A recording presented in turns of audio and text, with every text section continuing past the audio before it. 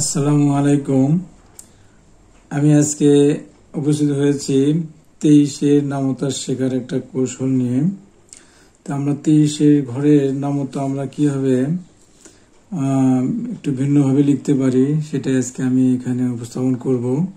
সেটা হলো যে আমরা প্রথমে এখানে 1 থেকে 10 পর্যন্ত এই সংখ্যাগুলো দিয়ে এই 23-এর যে একক ঘরের অঙ্ক 3 আছে এই 3 গুলোকে আগে গুণ করব, গুণ করে আমরা লিখব এবং যেটা হাতে থাকবে সে হাতের সংখ্যাটা আমরা হিসাবের মধ্যে নিব না। তাহলে আমরা গুণটা শুরু করি।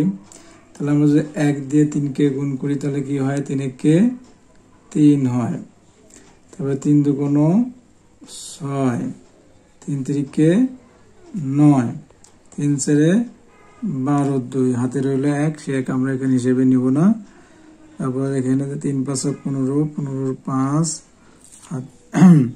3 6 18, 8, 3 7 21, 1 হাতে 2 আমরা হিসেবে নিব না। 3 8 24, 4, 3 9 27, 7, 3 10 30, 0। এইভাবে আমরা এই 23-এর একক ঘরের অঙ্ক 3-কে আমরা গুণ করলাম। এখন আমরা যেহেতু এখানে দশকের ঘরে 23 মানে দশকের ঘরে আছে 2, তা আমরা এখানে কি করব, এখন এই প্রতি ধাপে ধাপে আমরা 2 করে যোগ করে করে আমরা লিখব। তাহলে আমাদের 23-এর ঘরে নামাতে হবে। এবং এখানে আর একটা বিষয় আছে, সেটা হলো যে এই যে 3 6 9, 9-এর পরে সংখ্যাটা 2 হয়েছে, তাহলে এই সংখ্যাটা 9-এর চেয়ে ছোট হয়ে গেছে। এই জন্য এখানে আমরা যেখানে সংখ্যা ছোট কমবে সে ছোট হবে সেখানে আমরা 3 করে যোগ করব। আবার স্বাভাবিকভাবে 2 2 করে যোগ করে যাব। যেখানে সংখ্যা কমবে সেখানে আমরা 3 করে যোগ করব। তাহলে এখানে আমরা প্রথমে তাহলে 2 লিখব। 2-এর সাথে আমরা 2 যোগ করে কত হয়, 4 হয়। 4-এর সাথে 2 যোগ করলে কত হয়, 6। 6-এর সাথে এখন এখানে এই যে এখানে 9, এই জায়গায় আছে 2, তাহলে এই সংখ্যাটা কিন্তু অনেক কমে গেছে। তাহলে আমরা কি করব, এখানে আমরা 3 যোগ করব 6-এর সাথে। তাহলে 6-এর সাথে 3 যোগ করলে কত হয়, 9। এখন আবার আমরা 2 করে যোগ করব, যেহেতু সংখ্যা আমার বৃদ্ধি পাচ্ছে।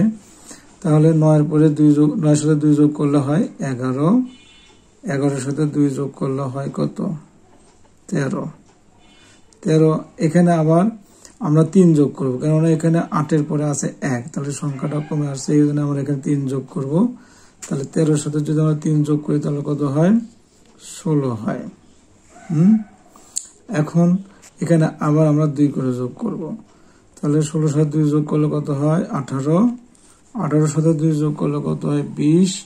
এখানে 0, তার মানে 7-এর পরে 0, তাহলে সংখ্যাটা কমে আসছে, এই জন্য আমরা এখানে 3 যোগ করব। তাহলে 20-এর সাথে আমরা 3 যোগ করলে কত হয়, 23। এইভাবে আমরা এই 23-এর ঘরের নামতাটা এইভাবে আমরা নির্ণয় করতে পারি বা মুখস্থ করতে পারি এইভাবে কৌশলে।